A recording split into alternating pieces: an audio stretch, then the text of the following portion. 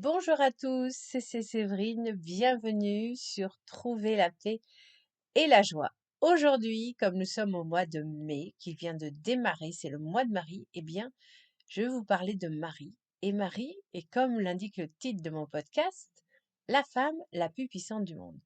J'ai choisi exprès ce titre parce que je voulais attirer l'attention sur la fascination. Justement, beaucoup de personnes sont fascinées par les classements des personnes les plus puissantes du monde.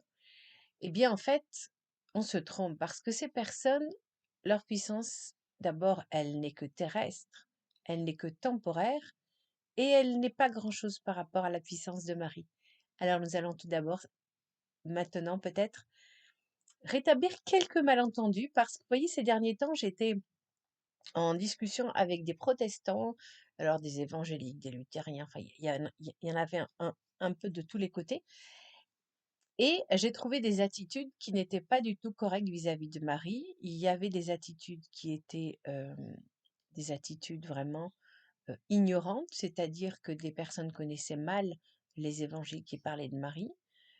Il y avait des attitudes même blessantes et irrespectueuses.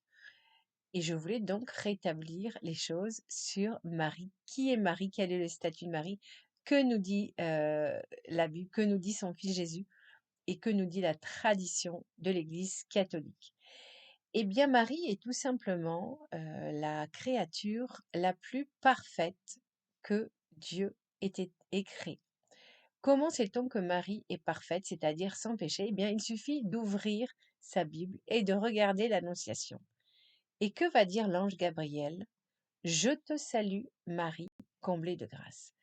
Donc déjà, la salutation empreinte de respect de l'ange à une créature de Dieu, eh bien, c'est la seule fois que vous trouverez ça dans toute la Bible, Ancien et Nouveau Testament.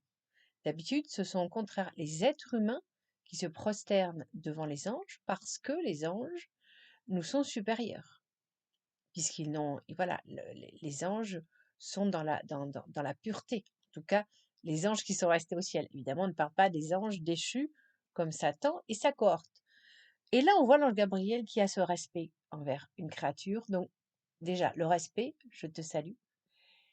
Comblé de grâce, eh bien, qu'est-ce que ça veut dire être comblé de grâce? Quand on est comblé de quelque chose, c'est-à-dire qu'on est au maximum de cette chose. Il n'y a pas de place pour autre chose. Il n'y a pas de place pour autre chose que la grâce en Marie, dans la personne de Marie, dans le cœur, dans l'âme, dans le corps de Marie. C'est-à-dire que Marie n'est que perfection. Le péché n'a pas de prise pour elle. Voilà, donc je lance ce message aux protestants qui tomberont sur ce podcast.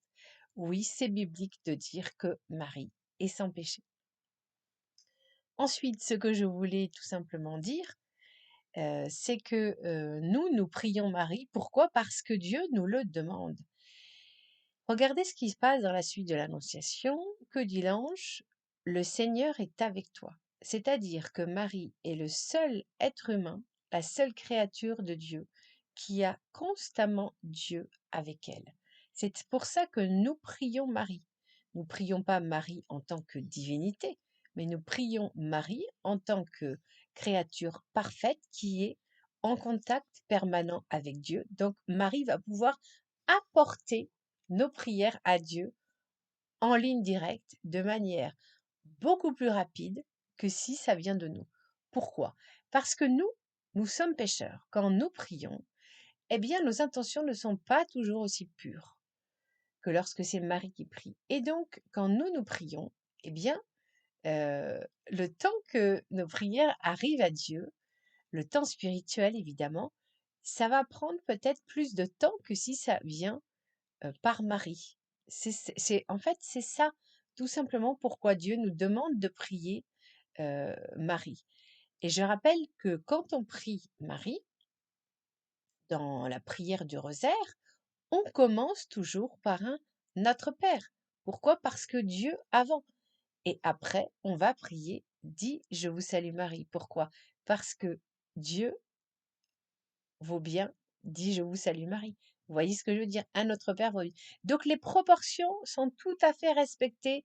Et d'ailleurs, Marie elle-même est tellement humble que jamais elle ne se pose à l'égal de Dieu. Elle sait où est sa place.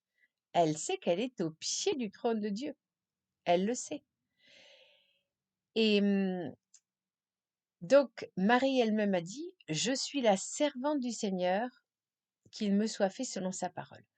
Donc, ce qui est important de voir, c'est que Marie est la créature la plus parfaite, non seulement parce que Dieu l'a comblée de grâce, mais parce qu'elle a, par sa propre volonté, toujours suivi parfaitement le plan de Dieu. Regardez Adam et Ève.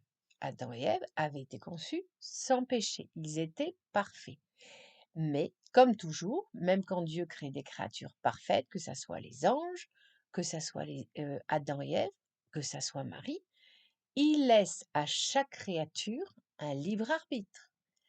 Que s'est-il passé? Adam et Ève n'ont pas écouté Dieu qui leur avait donné l'interdiction de toucher à l'arbre de connaissance. Ils ont préféré se laisser séduire par le serpent. Et c'est à partir de là que le péché est rentré dans l'être humain. Marie, c'est la nouvelle Ève. Donc, elle est conçue sans péché, mais contrairement à Ève, elle ne va pas pécher. Et c'est-à-dire que son libre arbitre va toujours la placer dans l'humilité absolue, l'obéissance absolue. Et c'est pour cela que Dieu va récompenser Marie. Il va la récompenser et donc elle ne mourra pas comme n'importe quel être humain, elle connaîtra une dormition et sera emmenée au ciel par son fils Jésus qui la couronnera, comme c'est écrit dans l'Apocalypse. J'aimerais vraiment que chacun lise la Bible. C'est vrai qu'il n'y a pas énormément de versets qui parlent de Marie, mais alors ceux qui sont tout à fait glorieux pour Marie. Donc dans l'Apocalypse, il est dit que effectivement Marie est couronnée reine du ciel.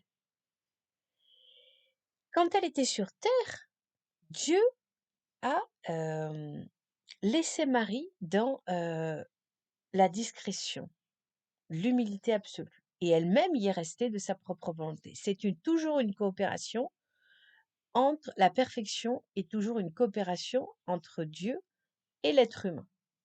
Si l'être humain ne veut pas rester dans la perfection, eh bien la perfection disparaît.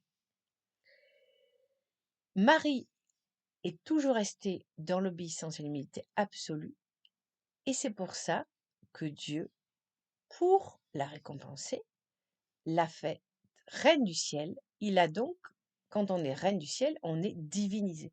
Je ne sais pas si vous me suivez.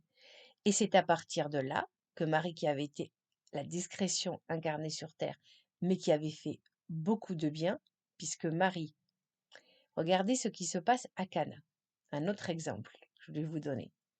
Pourquoi est-ce que nous prions Marie? Eh bien parce que Jésus nous a donné Marie comme médiatrice de toute grâce. À Cana, Jésus était un simple invité. Quand sa mère vient lui dire en manque de vin, il lui répond: mon heure n'est pas encore venue. Pourquoi? Parce qu'il n'avait pas décidé de commencer sa prédication à ce moment-là. Et pourtant, il fait le miracle. Alors que se passe-t-il? Jésus décide d'obéir à sa mère. Vous voyez l'humilité suprême de Jésus? Il ne se dit pas je suis Dieu, c'est ma créature. Il se dit je suis fils et j'obéis à ma mère. Et c'est pour ça que nous devons honorer nos parents. Alors je sais que c'est pas toujours facile parce que nos parents ne sont pas aussi parfaits que Marie. Mais en tout cas, il faut essayer de le faire. Donc Jésus, il va accéder à la demande de sa mère. Et en cela, il nous montre que nous pouvons, nous aussi, si nous avons des grâces à demander, passer par Marie et elle transmet les prières directement à Jésus, qu'il les accorde. Donc vous voyez que par les noces de Cana, Marie est instituée médiatrice de toute grâce. Voilà. Ensuite, ce que je voulais tout simplement dire, c'est que à partir du moment où Marie est couronnée reine du ciel, eh bien Dieu va l'envoyer sur terre. Et on sait que les apparitions mariales vont démarrer environ à partir du IIe siècle après Jésus-Christ. Alors, je prends mon magazine 1000 raisons de croire, qui a un numéro spécial consacré à la Sainte Vierge. Et en fait, vous voyez, je m'étais trompée puisque les premières apparitions de Marie démarrent, figurez-vous, dès le 1er siècle de notre ère, c'est-à-dire, donc elle va apparaître en premier lieu à Saragosse le 2 janvier 39 et 2 fois en France en 47, au Puy-en-Velay. Et la même année, elle apparaîtra à Ferrières-en-Gâtinais et puis après, elle ne cessera pas d'apparaître tout au long des âges. Et les dernières apparitions de Marie se font à Medjugorje, ainsi que différentes personnes qui reçoivent régulièrement des messages de la Sainte Vierge. Il est à noter également que Marie apparaît sur tous les continents. Tous les continents sont touchés par la grâce de Dieu, par le biais de Marie, médiatrice de toute grâce. Donc, tout ça pour dire, chers frères et sœurs, que voilà, Dieu a donné à Marie une puissance pour la récompenser de son humilité et de son obéissance. Vous voyez que la puissance de Marie, ça n'a rien à voir avec la puissance d'un être humain qu'on associe à chaque fois à une puissance financière. Il n'y a rien à voir avec l'argent, rien à voir avec la politique, c'est la puissance de la grâce, c'est la puissance de la beauté divine. Donc, nous pouvons tous prier Marie. Évidemment, ce n'est pas une obligation de prier Marie, mais c'est un plus. Alors, de grâce, je fais un petit jeu de mots, ne nous privons pas, frères et sœurs, de cette magnifique accès à Jésus qui nous est donné par Marie. Prions le chapelet, car nous sommes au mois de mai, c'est le mois de Marie, donc c'est le mois de toutes les grâces. Vous pouvez tout confier à Marie, elle transmettra tout directement à son Fils Jésus. Voilà, je vous remercie de m'avoir écouté. Pensez à liker, à partager pour faire connaître à tous et toutes le pouvoir de Marie donné par son Fils lui-même. À très bientôt.